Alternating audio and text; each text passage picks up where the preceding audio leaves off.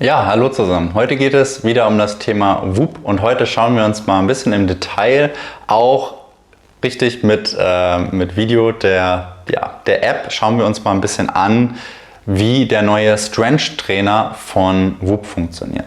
Erstmal ganz allgemein zu dem Thema Strength Trainer oder allgemein das Messen von Kraftsport.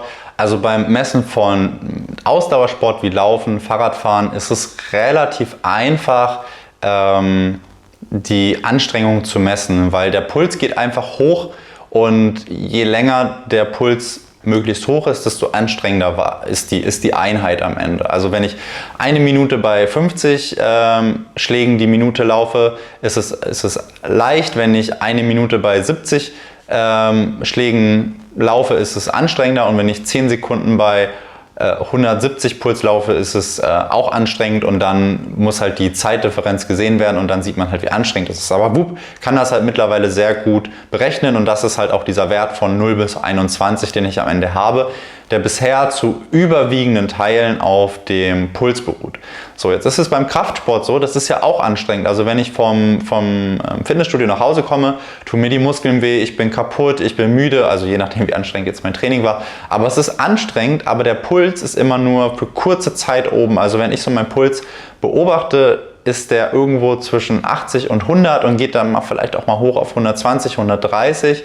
Aber wenn ich einfach am Gerät trainiere, dann geht der halt auch nicht viel höher und geht halt nach kurzer Zeit sofort wieder runter. Das heißt, der klassische Algorithmus von Whoop funktioniert nicht. Und Whoop hat sich dann gedacht, okay, wir versuchen das jetzt irgendwie ein bisschen besser zu machen, wir versuchen das besser zu messen, und hat sich erstmal an dem Prinzip bedient, je mehr Gewicht ich hebe in meinem Training, desto anstrengender ist es, hat aber auch noch andere Mechanismen dort mit eingebaut und hat jetzt seit einiger Zeit den Strength Trainer. Ich habe den jetzt eine Zeit lang mal ausprobiert. Generell einfach schon mal meine Kritik vorab, 2 Punkte. Erstens, es ist nicht mehr so einfach wie vorher, weil sonst startest du einfach dein Training über die Apple Watch oder über die Whoop App oder über eine andere Laufuhr, und Whoop erkennt das dann am Ende, und hier musst du jeden Satz und jede Übung richtig eintragen, damit am Ende das auch vernünftig funktioniert. Das ist halt super aufwendig. Und das Zweite ist, dass diese App nicht funktioniert, wenn du kein Internet hast, und in meinem Fitnessstudio gibt es kaum Internet, was dafür sorgt, dass ich die App eigentlich schon mal kaum benutzen kann, außer es ist möglichst wenig los, weil dann ist das WLAN halbwegs gut. So, und jetzt schauen wir uns mal die App ein bisschen an und gehen mal ein bisschen rein.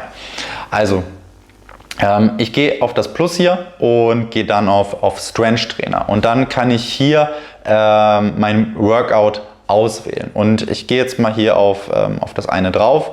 Und dann seht ihr hier, das sind alle Übungen, die ich ausgewählt habe. Ich kann aber auch mein eigenes Training hinzufügen. Sagen wir mal Create New Workout. Dann sagen wir mal hier YouTube. Hoppala. Und dann kann ich hier, ihr seht, sehr, sehr viele Übungen hinzufügen. Also es sind wirklich viele. Und in der Regel gibt es dann dazu auch immer, wenn ich hier auf Info gehe, kann ich mir dazu auch ein Video ansehen, in der mir gezeigt wird, wie diese Übung jetzt eigentlich funktioniert. Es gibt aber auch viele Übungen, wo das einfach schwarz ist und wo ich nichts sehe, wo kein Video bisher verfügbar ist. Und es gibt auch Übungen, also Geräte zum Beispiel in meinem Fitnessstudio, die gibt es hier einfach nicht. Da habe ich dann einfach Pech gehabt. Was ich dann auch ein bisschen schade finde, dann suche ich immer was in die Richtung geht. Weil ich zum Beispiel auch nicht so ganz verstanden habe, inwieweit das jetzt für Whoop am Ende wirklich relevant ist, welche Übung da drin steht, oder ob das für mich ist. Bei mir wäre es eigentlich egal, ich würde auch einfach irgendeine Kiloanzahl jedes Mal eintragen, also die richtige Kiloanzahl und die Wiederholungen. So ganz habe ich das ehrlich gesagt noch nicht durchblickt. Auf jeden Fall könnte ich jetzt hier 3, 4 Sachen auswählen.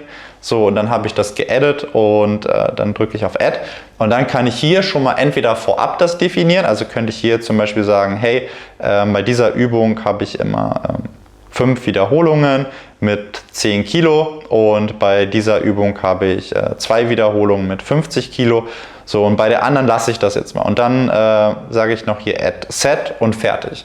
Und dann drücke ich auf Speichern, und dann habe ich hier mein Workout, und dann klicke ich auf Start. und sagt, ist das das Whoop-Armband an deiner rechten oder an deiner linken Hand? Und jetzt steckt es noch, weil ich das Video eben dazu aufgenommen habe, noch in einer dieser Unterhosen. Also wenn ihr das YouTube-Video dazu euch ansehen wollt, verlinke ich das da oben mal.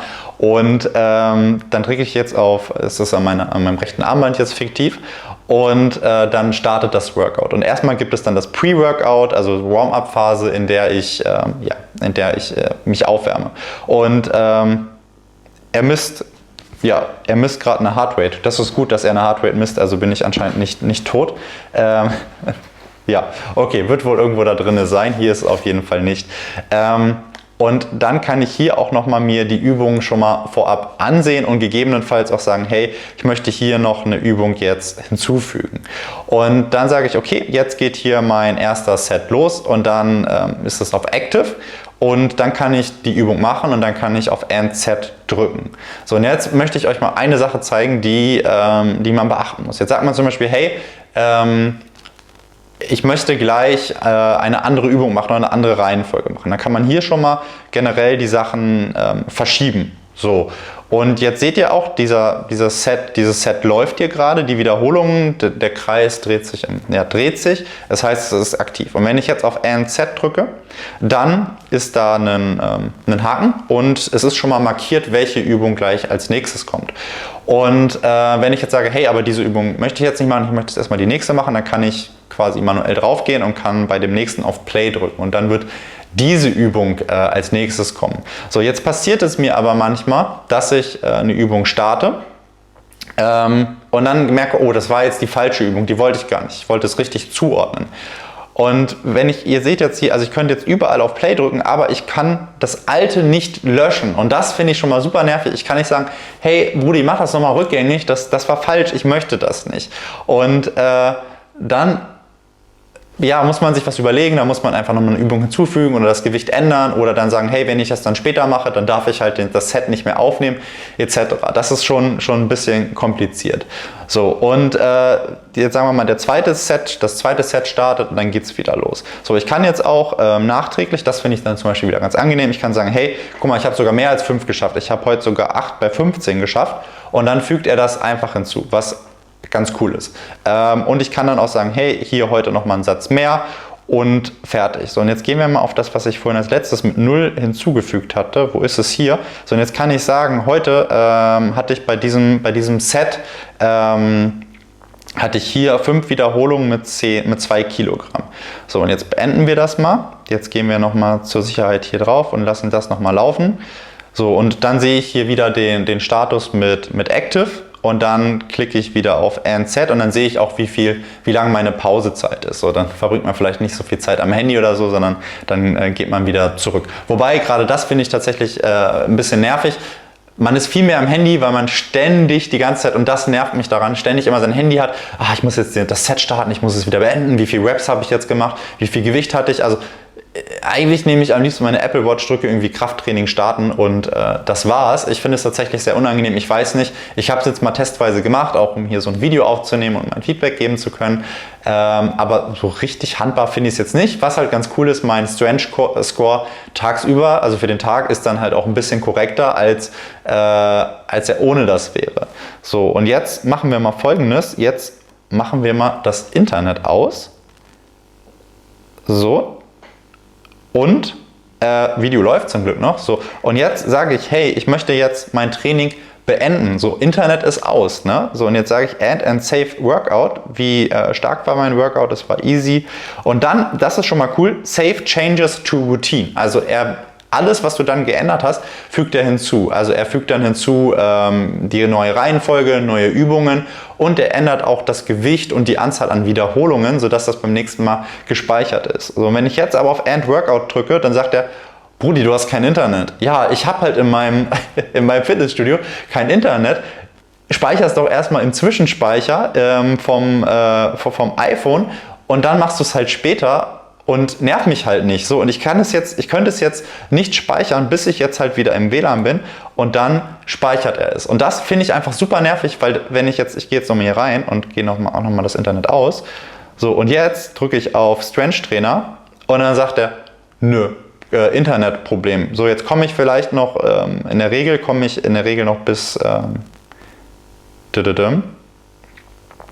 Strength Trainer, YouTube, so bis dahin, dann gehe ich hoch, habe kein Internet mehr und dann passiert mir hier wieder dasselbe, dass er dann sagt, okay, das funktioniert jetzt sogar, also wenn ich bis dahin komme, funktioniert es, aber ich habe es immer wieder, dass er dann das Training einfach gar nicht erst startet. Und das finde ich einfach super nervig, weil es gibt einfach Fitnessstudios, wo kein Internet ist. Ich will vielleicht auch mein Internet nicht anhaben, weil ich nicht gestört werden will, etc. Und ich finde es cool, weil der Strength Score wird halt auch angegeben. Ich finde ihn teilweise ein bisschen hoch. Da denke ich so, okay, so anstrengend ist mein Training im Vergleich zum Lauf. Das hätte ich jetzt nicht gedacht.